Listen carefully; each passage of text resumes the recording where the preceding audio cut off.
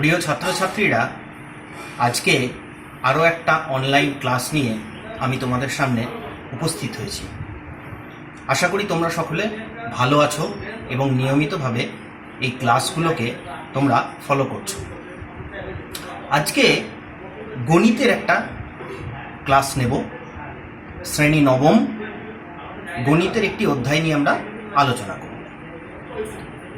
তোমরা তোমাদের বাস্তব জীবনে বিভিন্ন আকারের সমতল বা তল এর সাথে পরিচিত হয়েছ। আমরা আমাদের চারপাশে দেখতে পাই।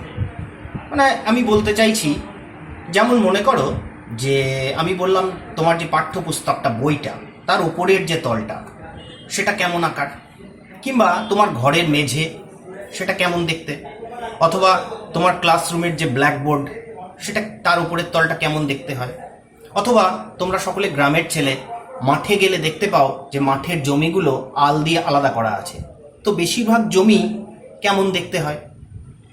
এই ধরনের প্রশ্ন তোমাদের কাছে রাখলে একটা সাধারণ উত্তর আসবে যে স্যার এগুলো দেখতে চৌকো বা চার কোণ আকৃতি। ঠিক এইরকমই আরও এমন বেশ কিছু জিনিস আমরা দেখি যেগুলো তিন কোণ আকৃতি। যেমন বাড়ির আল্লাতে যে হ্যাঙ্গারে তোমার জামা বা কাপড়টা ঝোলানো থাকে সেটার কথা ভাবো। তাহলে এই যে বিভিন্ন আকৃতির জিনিস আমরা দেখতে পাই, বিভিন্ন আকৃতির তল আমরা দেখতে পাই, এদের নামের সঙ্গে আমরা পরিচিত। তোমরা বলবে চৌকো জিনিসগুলোকে আমরা গণিতের ভাষায়, জ্যামিতির ভাষায় চতুর্ভুজ বলি, তিন কোণা জিনিসগুলোকে ত্রিভুজ বলি। ঠিক আজকে আমাদের আলোচনার বিষয় ত্রিভুজ এবং চতুর্ভুজ। ত্রিভুজ আর চতুর্ভুজ সম্পর্কে যে সাধারণ ধারণা, প্রাথমিক ধারণা, সেটা তোমরা নিচু ক্লাস থেকেই পেয়ে এসছো। আমরা আরেকটু এগিয়ে যাব। আমরা আজকের অধ্যায়ে, আজকের পাঠে আলোচনা করব ত্রিভুজ চতুর্ভুজের ক্ষেত্রফল, তার পরিসীমা সম্পর্কে। নবম শ্রেণীর এই অধ্যায়টি 202 পাতায় আছে। তোমরা বই খুলে অধ্যায়টি পড়বে, তার সাথে সাথে আমার ক্লাসটিকে অনুসরণ করবে। এটি একটি বেশ বড় চ্যাপ্টার, তো এটিকে আমরা কয়েকটি ক্লাসে ভাগ করেছি। আজকে তার প্রথম ক্লাস, যে ক্লাসে আমরা চতুর্ভুজ সম্পর্কে জানব। তো চতুর্ভুজ অর্থাৎ চারটি বাহু দ্বারা আবদ্ধ সমতলিক চিত্র। তো চারটি বাহু দ্বারা আবদ্ধ সমতলিক চিত্র চতুর্ভুজ, এটি বিভিন্ন রকমের হয়। আজকে আমরা দু ধরনের চতুর্ভুজ সম্পর্কে জানব, যে দুটো নামের সঙ্গেও তোমরা পরিচিত। একটা হচ্ছে আয়তক্ষেত্র আর একটা হচ্ছে বর্গক্ষেত্র।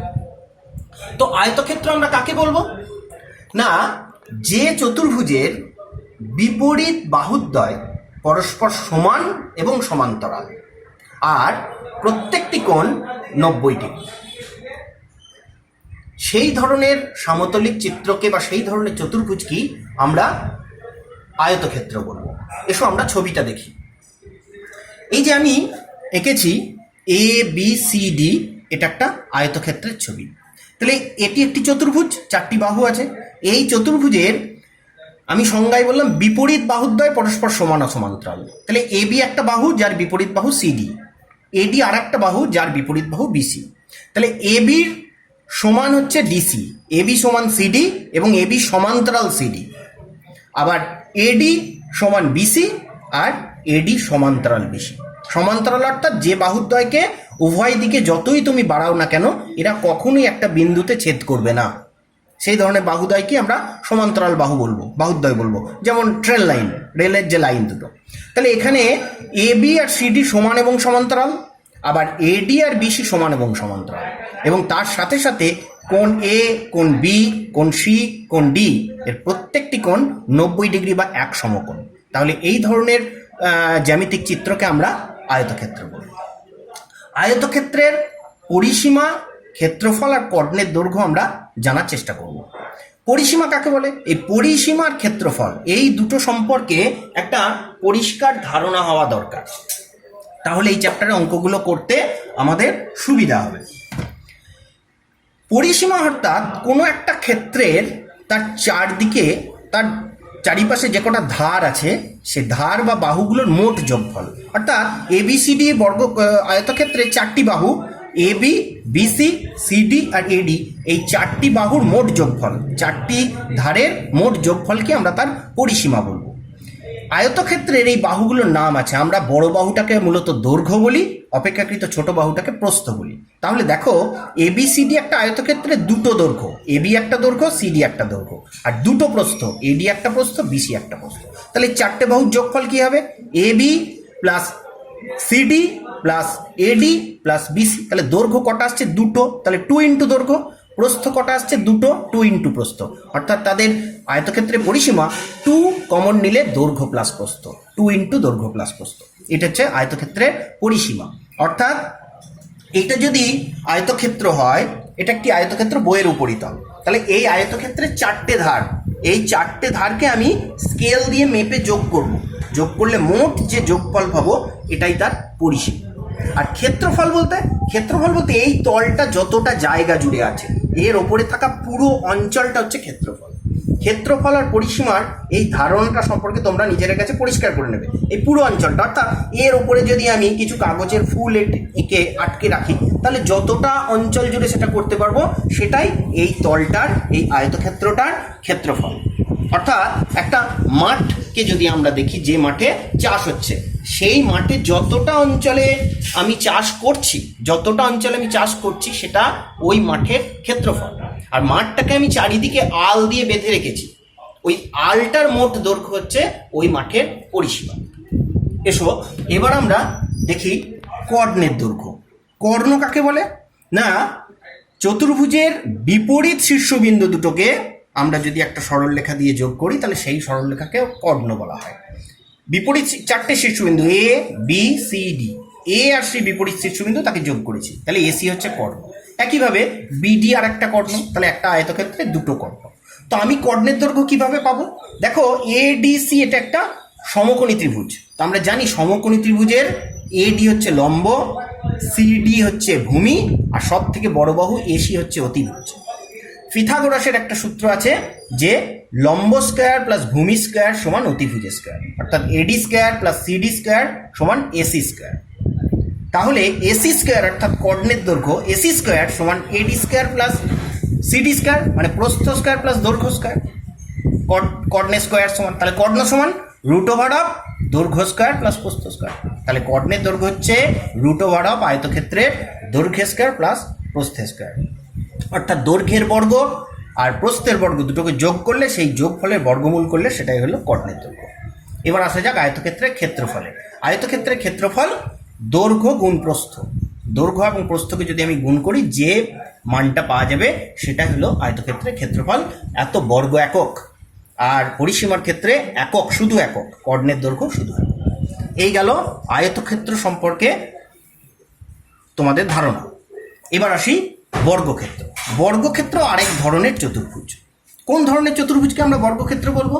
না, যে চতুর্ভুজের চারটে বাহু পরস্পর সমান এবং চারটে কোণও পরস্পর সমান। অর্থাৎ পি কিউ আর এস তোমাদের জন্য আঁকা বর্গক্ষেত্র। এই বর্গক্ষেত্রে এই চতুর্ভুজের প্রত্যেকটি বাহু সমান, পি কিউ যতটা, কিউ আর ততটা, আর এস ততটা, পি এসও ততটা, অর্থাৎ চারটে বাহুই সমান, এবং প্রত্যেকটা কোণও সমান, অর্থাৎ কোণ পি, কোণ কিউ, কোণ আর, কোণ এস। তো আমরা জানি একটা চতুর্ভুজের চারটে কোণের মোট যোগফল 360 ডিগ্রি।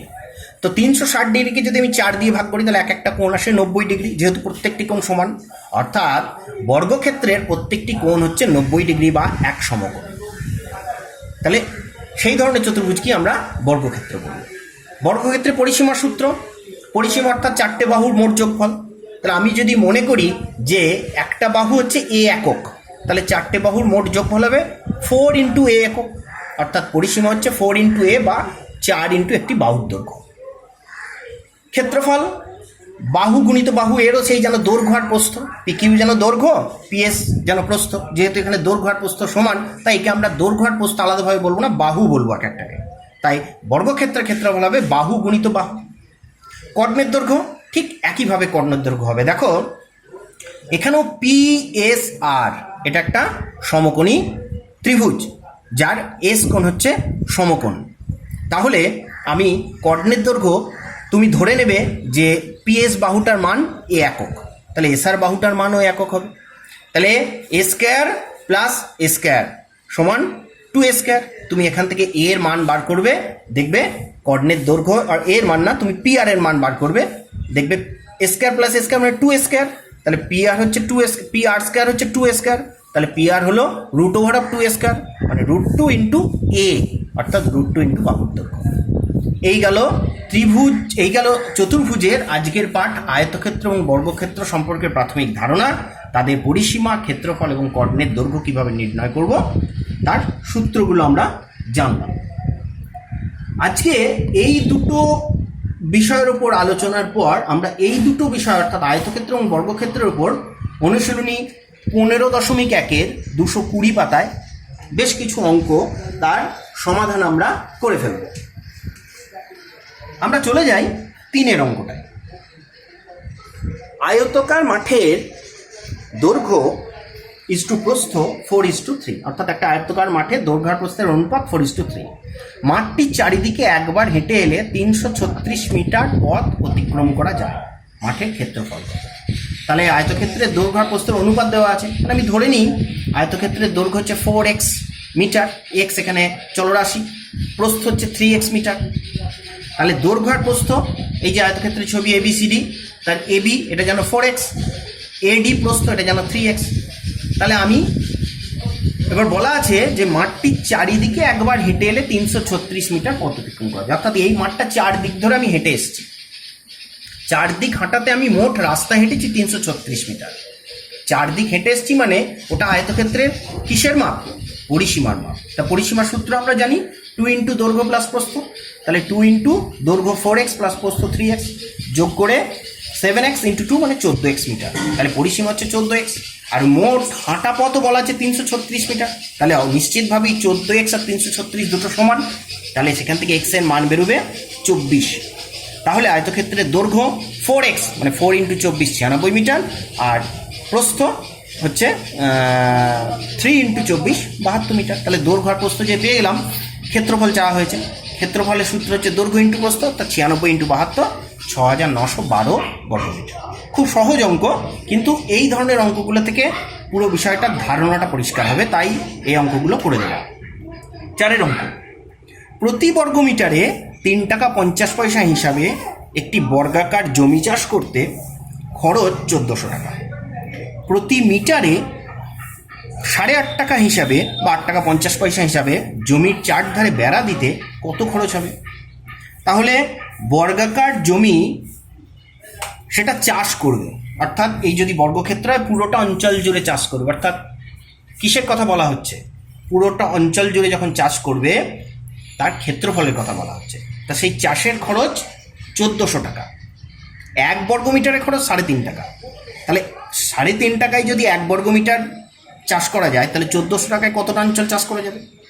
তাহলে 1400কে 3.5 দিয়ে ভাগ করলে 400 বর্গমিটার, তাহলে 400 বর্গমিটার জমিতে চাষ করা যাবে, অর্থাৎ ওই বর্গাকার জমির ক্ষেত্রফল বলে দেওয়া হলো 400 বর্গমিটার।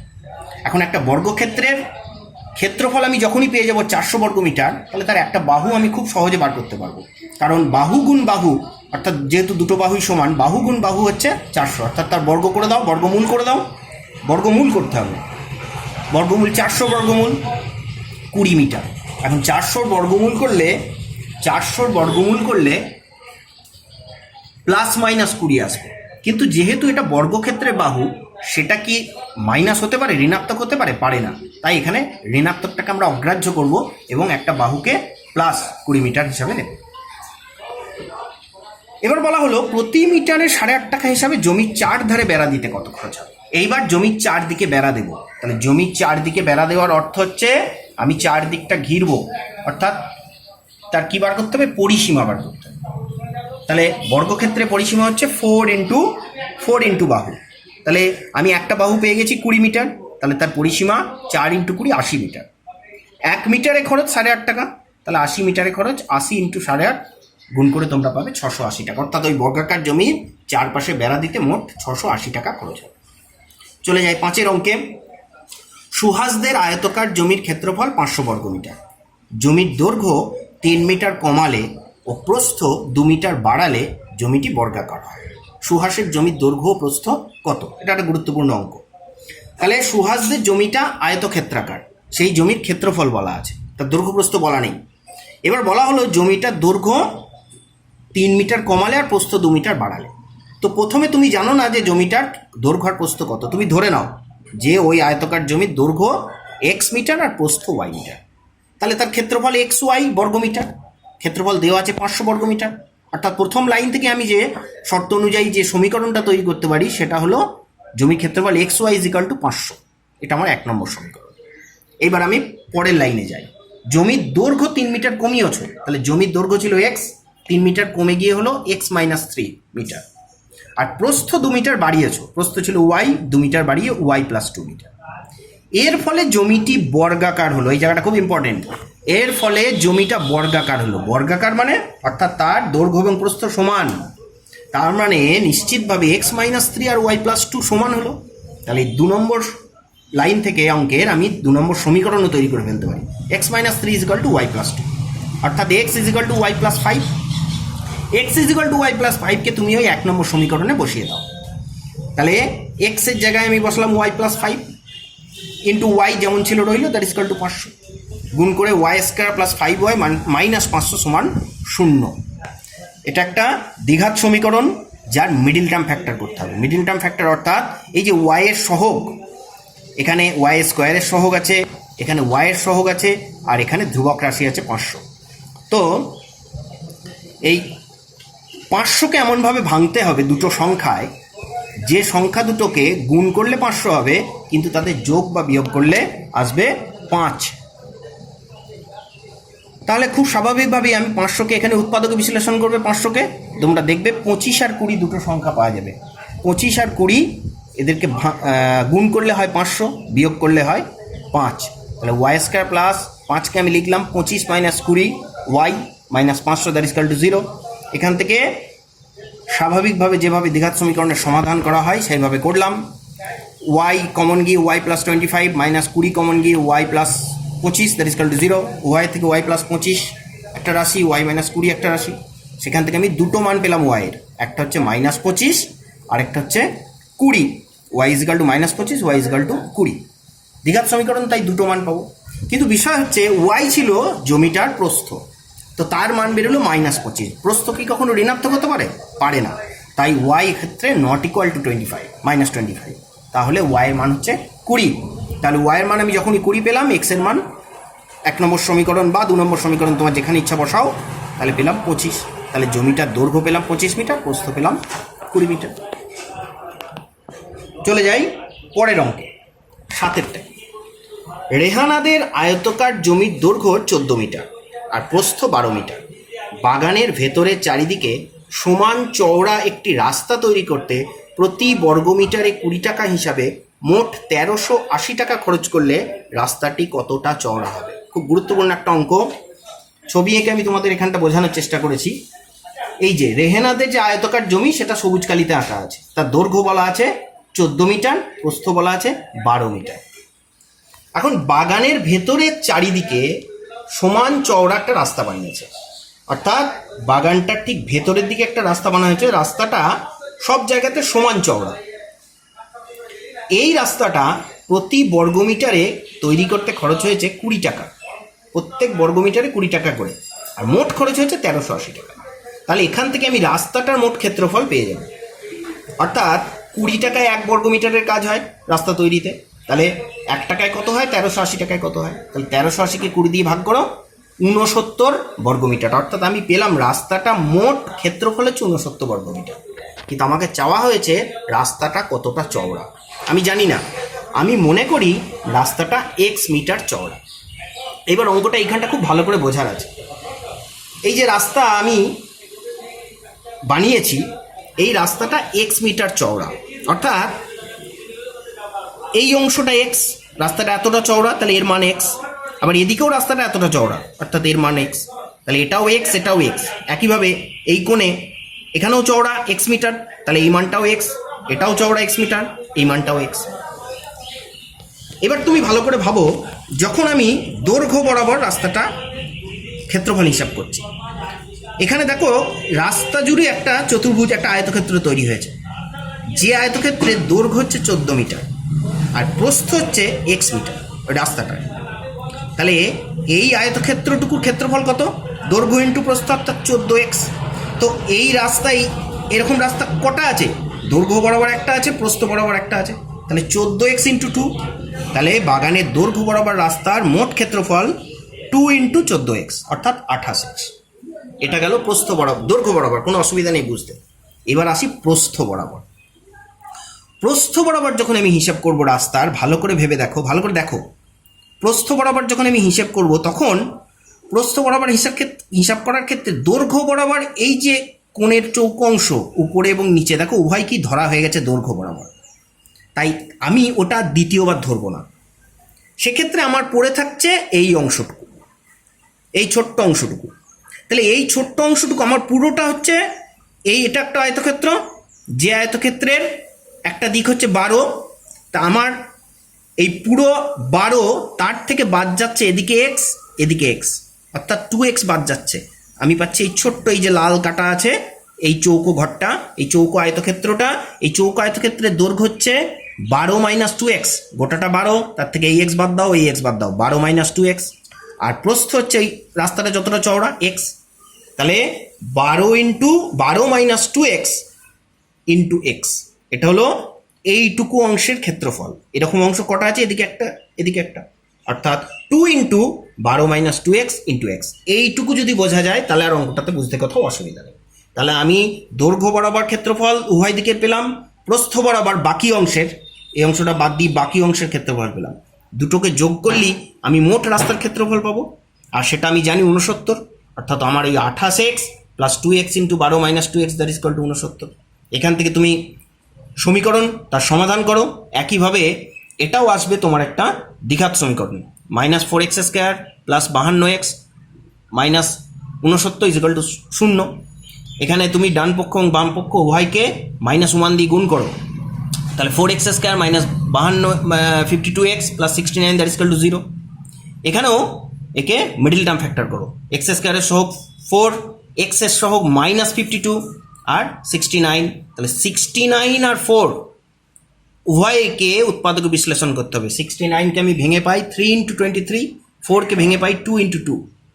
এদের মধ্যে থেকে এমনভাবে ভাঙতে হবে যাতে দুটো সংখ্যা বার করতে হবে যাদের যোগফল বা বিয়োগফল 52 হয়। দেখো 23 আর 2, 23 দুগুণে 46 আর 3 দুগুণে 6, 46 আর 6 52, তাহলে 4x square minus 40x 46 plus 6 into x plus 69। এখান থেকে ভেঙে আমি এখানে চলে আসি, আমি এখান থেকে পেয়ে গেলাম 2x minus 23 into 2x minus 3 that is equal two 0, অর্থাৎ 2x minus 23 is equal two 0 that is equal two x is equal two 11.5, আর এখান থেকে x ইজ ইকুয়াল টু 3/2 1.5। তাহলে x এর আমি দুটো মান পেলাম, 11.5 আর 1.5। এখন বিষয় হচ্ছে দুটো মানই কি গ্রহণীয়? আমাকে তার জন্য আবার ছবিতে ফিরে যেতে হবে। x এর মান যদি 11.5 হয়, একবার ভাবো আমার প্রস্থটাই তো 12, তো রাস্তাটা এদিকটা 11.5 মিটার চওড়া, এদিকটা 11.5 মিটার চওড়া, সেটা কি সম্ভব? যে ক্ষেত্রে মোট বাগানটাই 12 মিটার তার প্রস্থ। আবার দৈর্ঘ্য যেখানে 14 মিটার, সেখানে শুধু রাস্তাটা 11.5 আর 11.5, অর্থাৎ 23 মিটার, ভেতরের রাস্তাটা হয়ে যাচ্ছে 23 মিটার, কিন্তু বাইরের দৈর্ঘ্য 14 মিটার, সেটা কি সম্ভব? অর্থাৎ সেক্ষেত্রে রাস্তা তো বাগান ছাড়িয়ে চলে যাবে। তাহলে আমার অঙ্কের ক্ষেত্রে x এর মান 11.5 হওয়া সম্ভব নয়, অর্থাৎ এক্ষেত্রে x ইজ ইকুয়াল টু 1.5। তাহলে রাস্তাটা 1.5 মিটার চওড়া। খুব গুরুত্বপূর্ণ একটা অঙ্ক, নিজেরা ভালো করে আরেকবার দেখবে, কোথাও বুঝতে অসুবিধা হলে আমাকে আবার জানাবে। চলে যায় 8 অঙ্কে, গুরুত্বপূর্ণ অঙ্ক। 1200 বর্গ সেন্টিমিটার ক্ষেত্রফলের একটি আয়তাকার জমির দৈর্ঘ্য 40 সেন্টিমিটার, তার কর্ণের ওপর অঙ্কিত বর্গক্ষেত্রের ক্ষেত্রফল কত? তাহলে একটা আয়তক্ষেত্র, তার ক্ষেত্রফল বলে দেওয়া আছে 1200 বর্গ সেন্টিমিটার, আর তার দৈর্ঘ্য বলে দেওয়া আছে 40 সেন্টিমিটার। তা আয়তক্ষেত্রের আমি ক্ষেত্রফলের সূত্র দৈর্ঘ্য ইন্টু প্রস্থ, তার ক্ষেত্রফলকে আমি যদি দৈর্ঘ্য দিয়ে ভাগ করি তাহলেই প্রস্থ পেয়ে যাব, অর্থাৎ 1200কে 40 দিয়ে ভাগ করলে 30 সেন্টিমিটার। যখনই আমি দৈর্ঘ্য আর প্রস্থ পেয়ে গেলাম, অঙ্কের শেষ লাইনে কি বলা হলো? ওই আয়তক্ষেত্রের কর্ণের ওপর একটা বর্গক্ষেত্র আঁকতে হবে। চিত্রটা এরকম, সবার আগে ছবিটাকে আঁকবে, নিজের চোখের সামনে ছবি থাকলে অঙ্ক করতে সুবিধা হবে। তাহলে এই সেই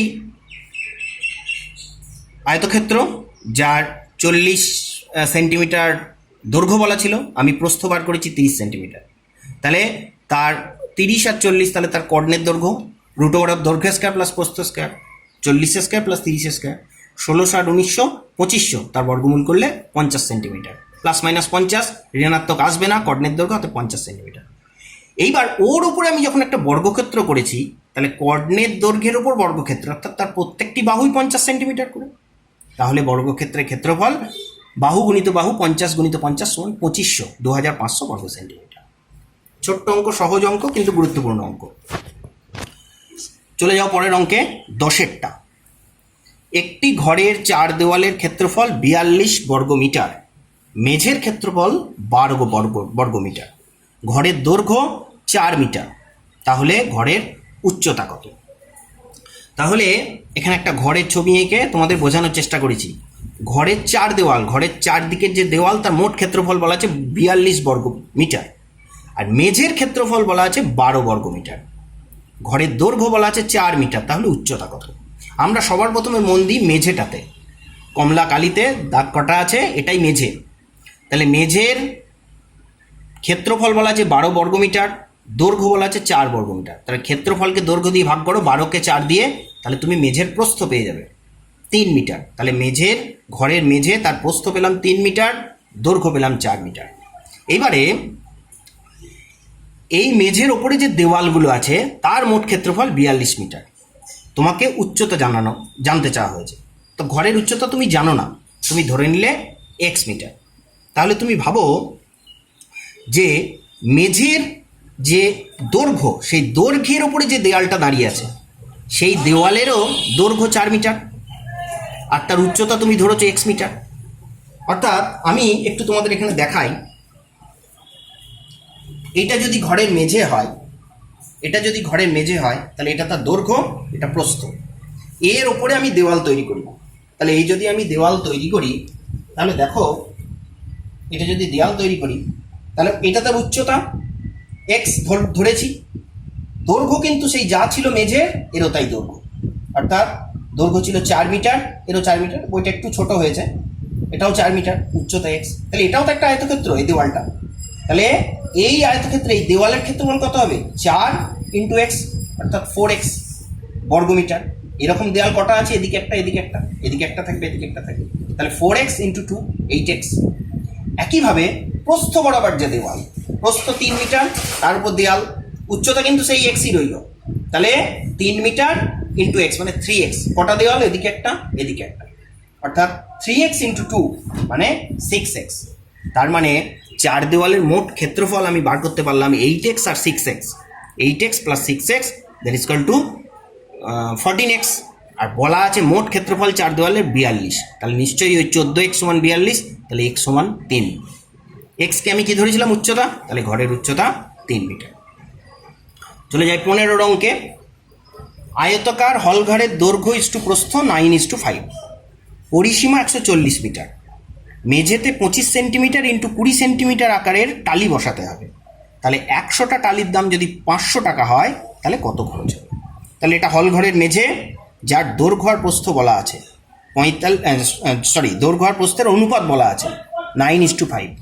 আমি মনে করি হলঘরের দৈর্ঘ্য 9x মিটার, প্রস্থ 5x মিটার, পরিসীমা 140 মিটার, অর্থাৎ 2 ইন্টু দৈর্ঘ্য প্লাস প্রস্থ সমান 140। সেখান থেকে ক্যালকুলেশন করে এক্সের ভ্যালু 5। এবার ওই এক্সের মান আমি বসিয়ে দিলাম, তার মানে হলঘরের দৈর্ঘ্য 9x, 9 ইন্টু 5 45 মিটার, প্রস্থ 5 ইন্টু 5 25 মিটার। অঙ্কটাকে ভালো করে পড়লে দেখবে হলঘরের দৈর্ঘ্য, হলঘরের পরিসীমা 140 মিটার, আর পরের লাইনে মেঝেতে টালি বসাতে হবে 25 সেন্টিমিটার ইন্টু 20 সেন্টিমিটার। এই জায়গাটাকে ভালো করে দেখতে হবে, একটা মিটার একটা সেন্টিমিটার, তাহলে আমাকে উভয় এককই একদিকে করে নিতে হবে, সেন্টিমিটারে করে নিলে সুবিধে হবে। তা আমি 45 মিটারকে 4500 সেন্টিমিটার, 25 মিটারকে 2500 সেন্টিমিটারে পরিণত করেছি। তাহলে হলঘরের মেঝের ক্ষেত্রফল দৈর্ঘ্য ইন্টু প্রস্থ 4500 ইন্টু 2500 বর্গ সেন্টিমিটার, এটা এরকমই থাকে। এবার যে টালি আমি বসাবো সেই একটা টালির ক্ষেত্রফল, একটা টালির দৈর্ঘ্য আর প্রস্থ 25 সেন্টিমিটার ইন্টু 20 সেন্টিমিটার, তাহলে একটা টালির ক্ষেত্রফল 25 ইন্টু 20 বর্গ সেন্টিমিটার। তাহলে মোট ক্ষেত্রফলকে একটা টালির ক্ষেত্রফল দিয়ে ভাগ করলেই আমি কতগুলো টালি লাগবে সেটা পেয়ে যাব। তাহলে 4500 ইন্টু 2500কে 25 ইন্টু 20 দিয়ে ভাগ করলে কাটাকুটি করবে, আসবে 22500, অর্থাৎ তোমার এখানে টালি বসাতে 22,500টা টালি লাগবে। এটা আমি একটা টালির মাপ, এইভাবে টালি বসাতে হবে। 22,500টা টালি লাগবে। বলা আছে 100টা টালির দাম 500 টাকা, তাহলে একটা টালির দাম 500কে 100 দিয়ে ভাগ করে 5 টাকা, তাহলে আমার খরচ হবে ওই 22,500 ইন্টু 5 মানে 1,12,500 টাকা। অর্থাৎ পুরো হল ঘরের মেঝেতে টাইলস বসাতে 1,12,500 টাকা খরচ হবে। নেক্সট 16 অঙ্ক। 18 মিটার দৈর্ঘ্যের একটি হলঘর কার্পেট দিয়ে মুড়তে 2,160 টাকা খরচ হয়। প্রস্থ 4 মিটার কম হলে খরচ 1,620 টাকা হতো। হলঘরের ক্ষেত্রফল কত? তাহলে একটা হলঘর, তার দৈর্ঘ্য বলা আছে 18 মিটার, আর সেই পুরো হলঘরের মেঝেটা আমি কার্পেট দিয়ে মুড়বো, তাতে আমার খরচ 2,160 টাকা। এখন বিষয় হলো যে আমি হলঘরের দৈর্ঘ্য জানি, প্রস্থও জানি না, ক্ষেত্রফলও জানি না। তা আমি মনে করি তার প্রস্থ হচ্ছে ওয়াই মিটার, তাহলে তার ক্ষেত্রফল দৈর্ঘ্য ইন্টু প্রস্থ অর্থাৎ 18 ওয়াই বর্গমিটার। কেন আমি ক্ষেত্রফল বার করলাম? কারণ আমি যখনই হলঘরের মেঝেটা কার্পেট দিয়ে মুড়েছি, তার মানে কতটা ক্ষেত্র, কতটা অঞ্চল আমি কার্পেট দিয়ে মুড়েছি সেটা আমাকে বার করতে হবে। তো আমি কতটা অঞ্চল কার্পেট দিয়ে মুড়েছি, যতটা ওই মেঝের ক্ষেত্রফল, তা মেঝের ক্ষেত্রফল 18 ওয়াই বর্গমিটার। এখন ওটা আমার মুহূর্তে খরচ হয়েছে 2,160 টাকা। তাহলে 2,160 টাকায় আমি 18 ওয়াই বর্গমিটারের কাজ করেছি।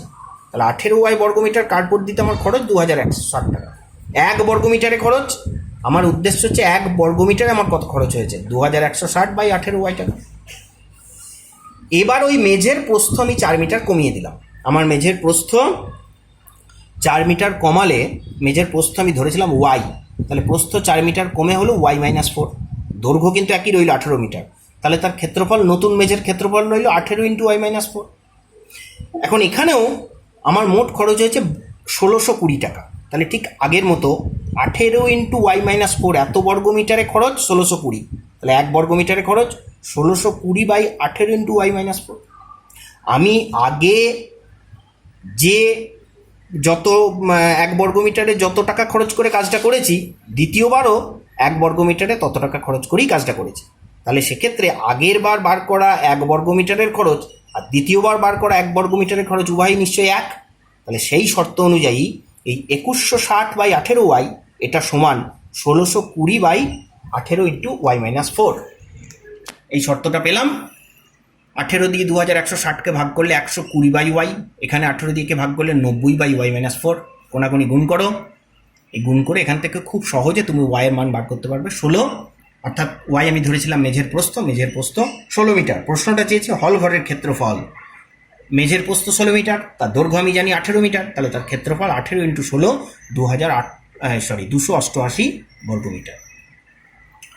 নেক্সট চলে যাই পরের অঙ্ক 18, আজকে শেষ অঙ্ক, খুব গুরুত্বপূর্ণ অঙ্ক। 385 মিটার ইন্টু 60 মিটার একটি আয়তকার চাতাল পাকা করতে সর্ববৃহৎ কত মাপের বর্গাকার টাইলস ব্যবহার করা যাবে? টাইলসের সংখ্যাই বা কত? তাহলে একটা চাতাল অর্থাৎ একটা মেঝে, তার সেটা আয়তকার, তার মাপ বলে দেওয়া আছে 385 মিটার ইন্টু 60 মিটার, তার মানে তার দৈর্ঘ্য হচ্ছে 385 মিটার, প্রস্থ হচ্ছে 60 মিটার। সেখানে তুমি টাইলস বসাবে, মেঝেতে টাইলস বসানো হয়, টাইলসগুলো হতে হবে বর্গাকার। খুব গুরুত্বপূর্ণ কতগুলো টার্ম আছে, বর্গাকার টাইলস। তুমি কিন্তু মেঝেটা বসাচ্ছ, মেঝেটা আয়তকার, কিন্তু সেখানে যে টাইলসগুলো বসাবে সেগুলো বর্গাকার। প্রশ্নটা হলো সর্ববৃহৎ কত মাপের বর্গাকার টাইলস, অর্থাৎ তুমি বর্গাকার টাইলস বসাবে, কিন্তু সব থেকে বড় কত বড় বর্গাকার টাইলস তুমি বসাতে পারো, সেটাই অঙ্কটার উদ্দেশ্য, এবং সেই রকম টাইলসের সংখ্যা কটা। তাহলে আমি দেখব যে এই 385 ইন্টু 60 অর্থাৎ এই যে আয়তক্ষেত্রের ক্ষেত্রফল, তার ভেতরে কোন কোন সংখ্যা বর্গ সংখ্যা হিসাবে আছে, বর্গ সংখ্যা হিসাবে আমি পাচ্ছি, সেটা আমি আগে দেখি। তাহলে 385কে আমি উৎপাদকে বিশ্লেষণ করেছি, 5 ইন্টু 7 ইন্টু 11, তার মানে 385। 60কে উৎপাদকে বিশ্লেষণ করেছি 2 ইন্টু 2 ইন্টু 3 ইন্টু 5, আমি এদেরকে পরপর লিখেছি 385 ইন্টু 60। এবার সংখ্যা কটাকে সাজিয়েছি, দেখো দুটো 2 আছে, দুটো 5 আছে, বাকি পড়ে রয়েছে 3, 7 আর 11, অর্থাৎ 2 স্কোয়ার 5 স্কোয়ার, 2 বর্গ 5 বর্গ, এটাই আমার উদ্দেশ্য ছিল। 2 আর 5কে গুণ করলে 10, আরও একটা 2 আর 5 গুণ করলে 10, অর্থাৎ 10 ইন্টু 10, অর্থাৎ আমি বলতে পারি 10-এর স্কোয়ার, 10-এর স্কোয়ার, তার সঙ্গে বাকি তিনটে সংখ্যা পড়ে রইল 3 × 7 × 11। তাহলে 10 × 10 মানে 100। তার মানে আমি যদি এই মেঝেটা বর্গাকার টাইলস দিতে চাই, তাহলে সেই টাইলসের, সেই বর্গক্ষেত্রের, সেই বর্গাকার টাইলসের এক একটা বাহু, সব থেকে বড় বাহু হতে পারে 10 মিটার। 10x10-এর এক একটা বর্গাকার টাইলস, তাহলে 10x10 অর্থাৎ একটা বর্গাকার টাইলসের ক্ষেত্রফল হচ্ছে 100 বর্গ মিটার। আমি পড়ে থাকছে আমার এরকম 100 বর্গ মিটারের 231টা টাইলস আমি যদি বসাই, তাহলে পুরো মেঝেটাকে আমি টাইলস দিয়ে ঘিরে দিতে পারবো, টাইলস বসাতে পারবো পুরো মেঝেতে, আর কোথাও ফাঁক থাকবে না। এখন বিষয় হলো, প্রশ্নটা সর্ববৃহৎ কত মাপের। এখানে দেখো, আমি 2x2 এই বর্গাকার মাপের টাইলসও বসাতে পারতাম, 5x5 এই বর্গাকার মাপের টাইলসও বসাতে পারতাম। যদি আমি 2x2 বর্গাকার টাইলস বসাতাম, তাহলে 2x2 ইন্টু এই যে বাকি অংশটা পড়ে থাকছে এতগুলো টাইলস আমার লাগতো। যদি 5x5 বর্গাকার টাইলস বসাতাম, তাহলে 5x5-এর পরে 2 × 2 × 3 × 7 × 11 এতগুলো টাইলস আমার লাগতো। কিন্তু আমি এখানের থেকে পেয়ে যাচ্ছি 10 × 10, এটাই সর্ববৃহৎ মাপের। আমি 3 ধরনের বর্গাকার টাইলসই বসাতে পারি, কিন্তু আমাকে চাওয়া হয়েছে সর্ববৃহৎ, অর্থাৎ সর্ববৃহৎ 10 × 10 মাপের বর্গাকার টাইলস আমি বসাবো, এবং এরকম টাইলস আমার লাগবে 231টি। গুরুত্বপূর্ণ অঙ্ক। আশা করি আজকের ক্লাস তোমাদের বুঝতে অসুবিধা হবে না। তোমরা নিজেরা অঙ্কগুলোকে প্র্যাকটিস করো। আমি আমার পরের ক্লাসে ফিরবো। সকলে ভালো থাকো, সুস্থ থাকো।